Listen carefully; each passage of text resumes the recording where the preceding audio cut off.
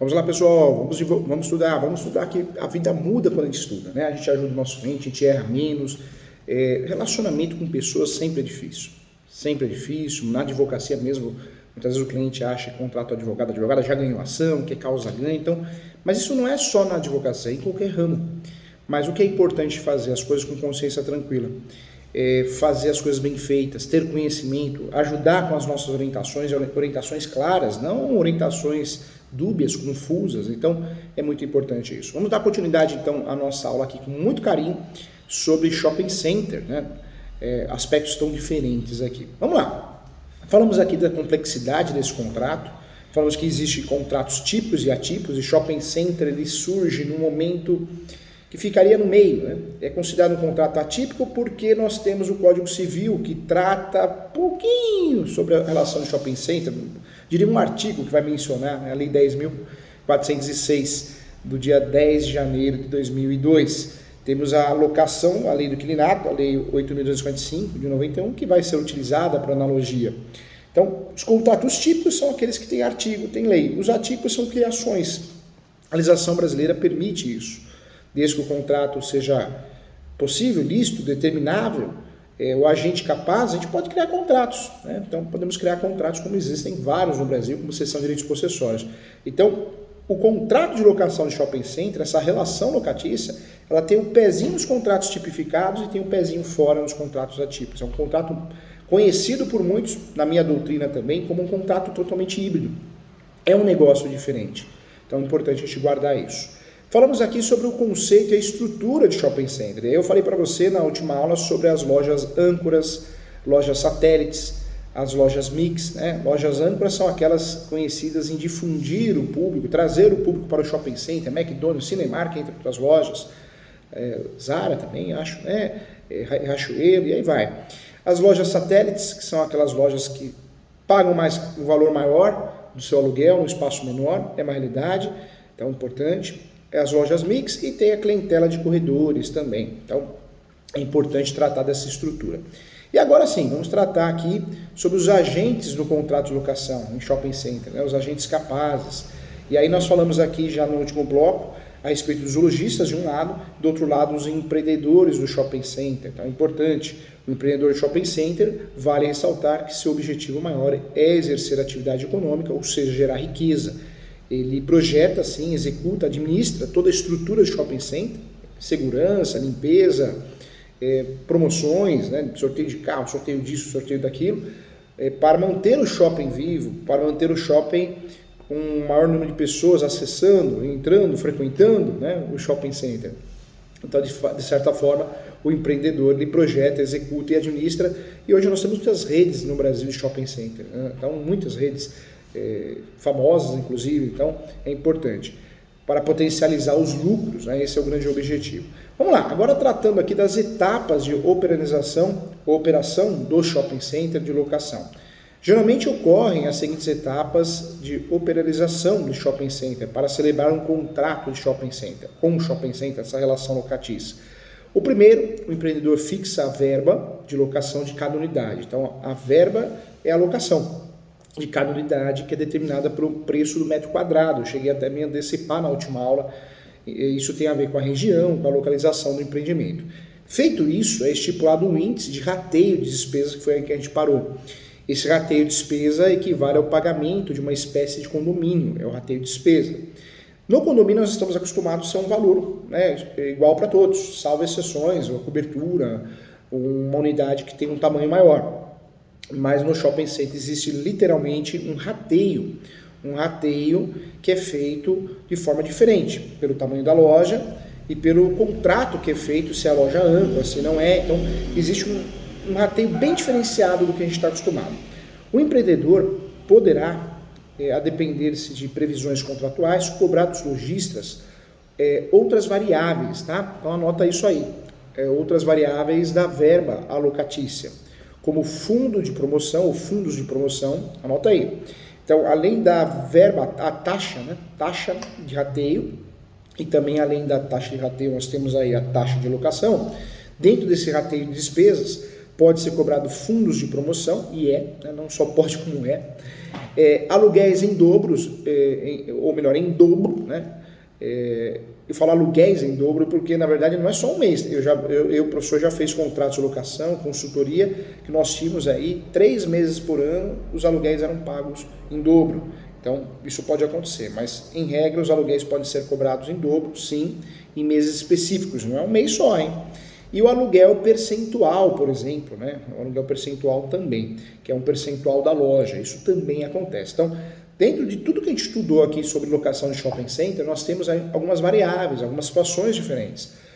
A cobrança regular, lista de fundos de promoção, a cobrança de aluguéis em dobro em meses específicos e o aluguel percentual também, por exemplo, tá? Os fundos de promoção são figuras usualmente previstas em contratos de locação em shopping center, organizados para o gerenciamento de verbas pagas pelos lojistas, como rateio de despesas relacionadas à imagem, à propaganda do shopping center, rádio, televisão. Então isso é muito comum. Nesse sentido, gente, o que eu trago para você? Eu quero explicar muito bem. Como efeito, é condição do contrato de locação a contribuição para o fundo estabelecido por cláusula de normas gerais e complementares, bem como o ingresso e a permanência de locatário no quadro de sócios da associação de lojistas, que administrará o shopping.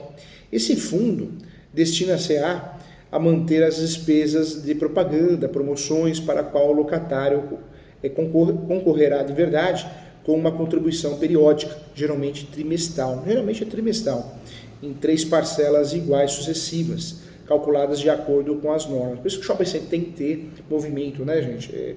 Porque o custo é alto, sim, para o lojista, para o comerciante, para o empresário. Logo percebe-se que a associação de lojistas, pessoa jurídica de direito privado, sem fins lucrativos, é formada com o objetivo de promover a integração entre os lojistas de shopping, além de fazer com que haja uma troca entre eles sobre experiências de melhores estratégias, práticas comerciais, bem como o direcionamento de promover ações de marketing. Por isso é muito importante que o shopping center, não o shopping center o empreendedor, mas os lojistas se unam e criem uma associação de lojistas. Isso faz toda a diferença. Então, aí uma atuação muito forte do advogado, advogada também, com a criação dessas associações, algo muito interessante também, muito bem rentável.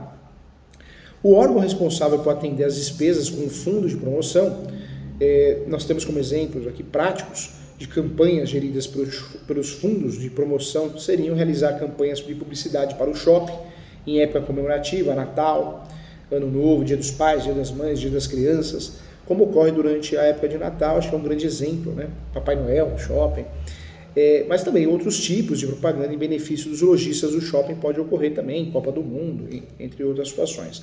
Além disso, gente, o empreendedor responsável pelo shopping center poderá cobrar aluguéis em dobro em meses específicos, de forma comutante, ocorre durante o mês de dezembro. Isso é a regra geral, né? No qual o maior faturamento das lojas em razão do Natal. Atualmente é possível identificar a cobrança de aluguéis em dobro em outros meses também, muitos contratos que eu já fiz, corrigi, criei a minuta, conferi, fiz a consultoria. Nós temos vários contratos shopping center que são cobrados aluguéis em dobro em outros meses também, vinculados a datas comemorativas que geram relativamente um movimento maior no comércio, que é o caso também do Dia das Mães, né? Em maio também é muito comum. O aluguel percentual, gente, representa, é outro ponto que eu queria falar, representa a cobrança no shopping center, nessa relação tão diferente de shopping center, representa sim a cobrança, né? A cobrança adicional ao aluguel mínimo realizado com base no faturamento das lojas, quando o faturamento da loja excede sim o limite mínimo estabelecido e calculado para o shopping center, com base no tipo de loja e expectativa de faturamento da mesma. Entre em cena aí, é importante lembrar, a figura do aluguel percentual baseado no desempenho do lojista, é importante também. Indo além, aprofundando muito bem os nossos estudos, eu quero falar com vocês sobre as obrigações e os princípios observados no contrato de locação de shopping center. Eu sei que eu estou aprofundando, mas é pós-graduação, alto nível, então nós temos que dominar esse assunto. Além de diretrizes sobre o contratos de locação previstas no Código Civil brasileiro, restam também previsões legais sobre a matéria na Lei 8.255 de 91, do dia 18 de outubro de 1991, que é a Lei do Inquilinato. Esta lei, nós já tínhamos falado aqui várias vezes, prevê em seu artigo 54, que já tinha falado também, que nas relações entre lojistas e empreendedores de shopping center, prevalecerão as condições livremente pactuadas nos contratos de locação respectivos e as disposições previstas nessa lei, tá? Ainda que as partes disponham de grande liberdade para celebrarem contratos de locação de imóveis, a Lei 8.245 de 91 determina algumas obrigações inafastáveis, né, de fato, aos seus agentes. Por exemplo, via de regra, o locador não estará obrigado a renovar o contrato de locação destinado ao shopping center em algumas situações específicas. Eu trago aí que, contudo, nas locações de espaço de shopping center, o locador, que é o empreendedor do shopping center, ele não poderá recusar a renovação do contrato. Então, é uma situação bem diferente dos contratos de locação comerciais, residenciais ou não residenciais, porque nós estamos acostumados, na locação comercial, pelo menos, usar, quando necessário, a ação renovatória. Aqui não. Aqui na locação de shopping center, uma locação diferente, não pode se recusar a renovar o contrato de locação. Então, é uma proteção ao inquilino, uma proteção aos lojistas. Então, se dessa forma o fizer, cabe perdas e danos, né? Cabe danos morais, indenização. Então, não poderá se recusar a renovação do contrato locador no empreendimento do shopping center. E nessas hipóteses, quais sejam, né, retomada do imóvel para uso próprio ou para transferência do fundo de comércio existente há mais de um ano, cujo detentor seja o locador, seu cônjuge, ascendente ou descendente para fins sucessórios. Tá? Então, é importante isso. Além disso, a lei prevê que o empreendedor, isso também é importante, gente, que o empreendedor não poderá cobrar do locatário em shopping center as despesas com obras ou substituições de equipamentos que impliquem modificar o projeto ou o memorial descrito da data do habite e obras de paisagismo nas partes de uso comum. Isso deu uma confusão no shopping center Plaza Sul, porque o Plaza Sul reformou totalmente a fachada externa e também a área comum. O shopping ficou lindo, levantaram o shopping, que inclusive estava passando por uma crise. O shopping ficou muito lindo. Então, é um fato importante, a mudança de obras, né? Obras de paisagismo nas partes de uso comum não deverão, em regra, ser cobradas.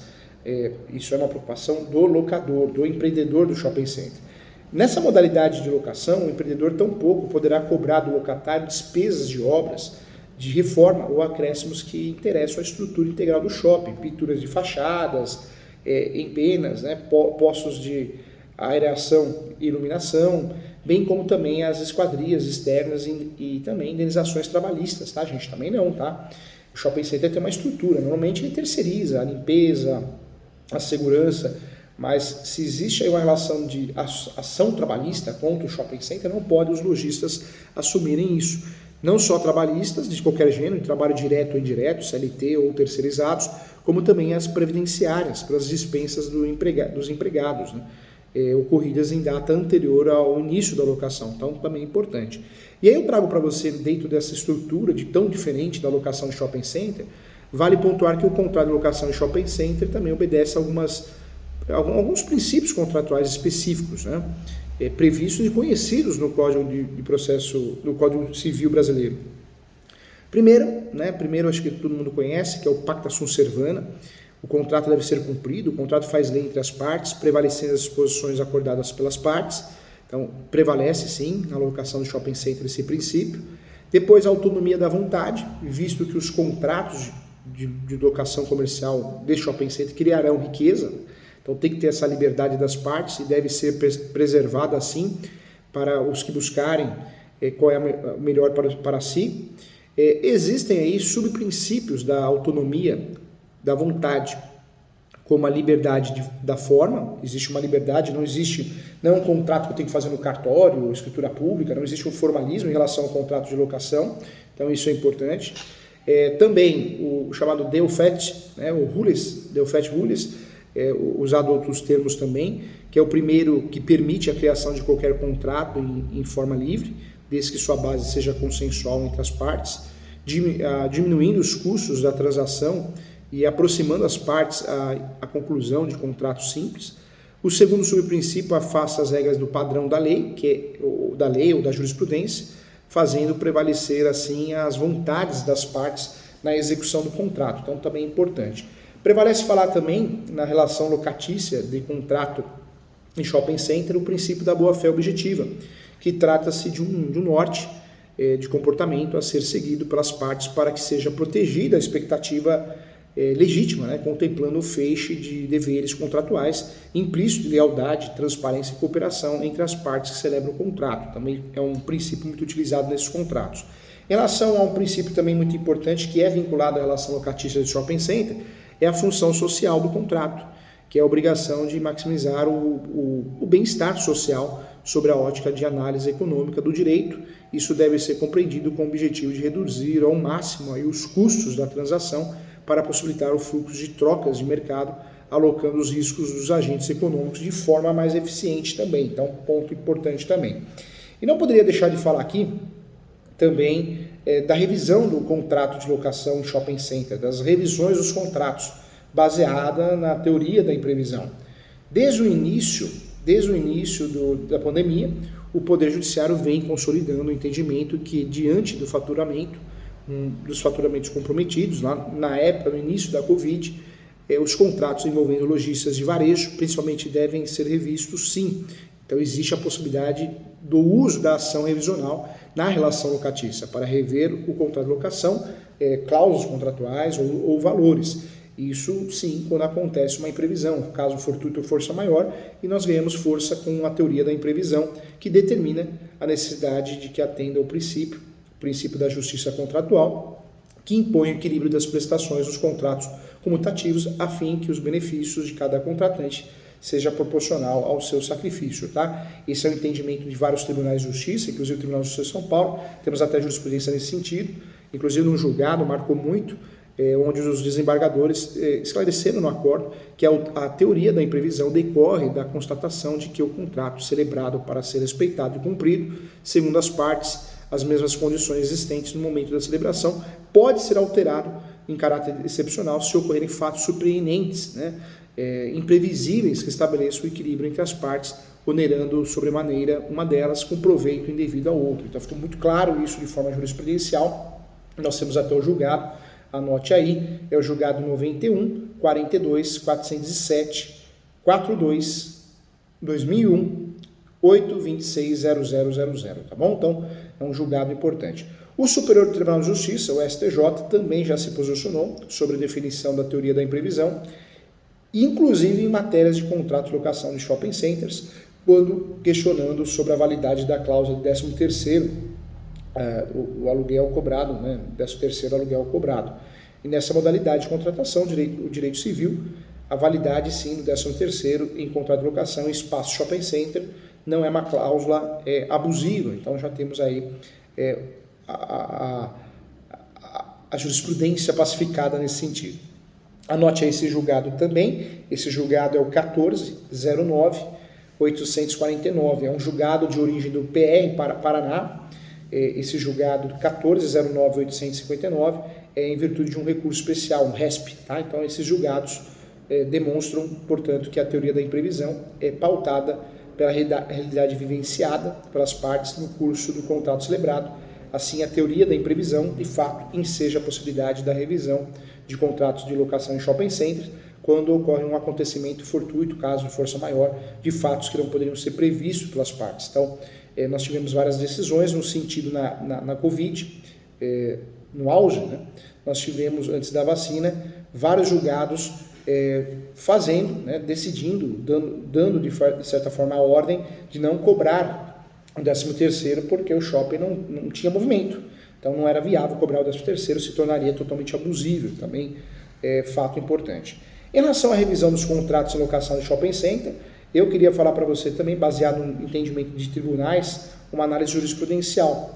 Nos tempos atuais, em que o shopping center operam com horários diferentes em virtude da Covid-19, não atual, porque a partir da vacina nós tivemos voltamos, né, praticamente à normalidade. Sabemos que ainda existe, ainda é algo preocupante, mas também, diante dessas reduções, naquela época, em relação à Covid, as reduções de horário de prestação de serviço também era motivo para pedir a revisional, e vários julgados nesse sentido, Tribunal de Justiça de São Paulo, Minas Gerais, Rio Grande do Sul, Rio de Janeiro, Santa Catarina, Distrito Federal, Superior Tribunal de Justiça também, então vários julgados nesse sentido que geraram a redução do valor do aluguel também na revisional e retirando o 13º também. Então foi importante isso para que a gente pudesse de fato ter segurança jurídica. Vamos lá, alguns métodos alternativos de faturamento de lojistas, também como o cálculo do shopping ajustado em contrato de locação. O shopping center fica fechado durante no caso ocorreu a quarentena, né? Mas vamos dizer que o shopping center tem que fazer uma reforma estética, interna, externa, e fique fechado. Também a jurisprudência pacífica que o shopping center não pode cobrar o aluguel integral e muito menos o 13º. Então, se ocorrer algo urgente, vamos dizer que o shopping precisa de uma obra urgente de reestruturação para a segurança, também de fato, existe a possibilidade dessa redução. A defesa do shopping center na época da pandemia foi a entrega, o delivery, né, que aumentou muito as entregas de compras feitas pelos seus clientes online. Mas mesmo assim não colou, não deu certo e o judiciário entendeu que sim, era motivo para uma diminuição do valor do aluguel. Então nós tivemos aí uma discussão naquela época, naquele momento, no auge, uma discussão muito grande em relação a isso. Tá? Então, importante, vamos lá. Então o contrato de locação de shopping center é híbrido, é um contrato diferente dos outros. Nós temos o pezinho, usamos o Código Civil para esse contrato, mas usamos também a lei do inquilinato, com base em uma analogia, nós usamos também. Aplica-se sim ao contrato de locação de relação locatícia, o pacta sunt servanda, a autonomia da vontade, boa-fé objetiva, a função social do contrato. Vamos aplicar todos esses princípios importantes para que possamos aí trabalhar muito bem esse assunto. Não vamos esquecer então que existe uma divisão dentro desse contrato de locação. Já falamos aqui das lojas âncoras, das lojas satélites, né? Das lojas mix e da clientela de corredores. Isso vai impactar diretamente no valor do aluguel. Falamos das fundamentações, a Lei 10.406, e falamos da Lei 8.255, o artigo inclusive 54, que vai trazer aí a possibilidade de aplicação da Lei do inquilinato dentro dessa seara. Então, quando nós falamos de shopping center, é um assunto muito importante, merece uma atenção especial. Outra discussão, né, quais seriam as vantagens e desvantagens em ter uma loja no shopping center, isso também gera curiosidade, é uma realidade de fato.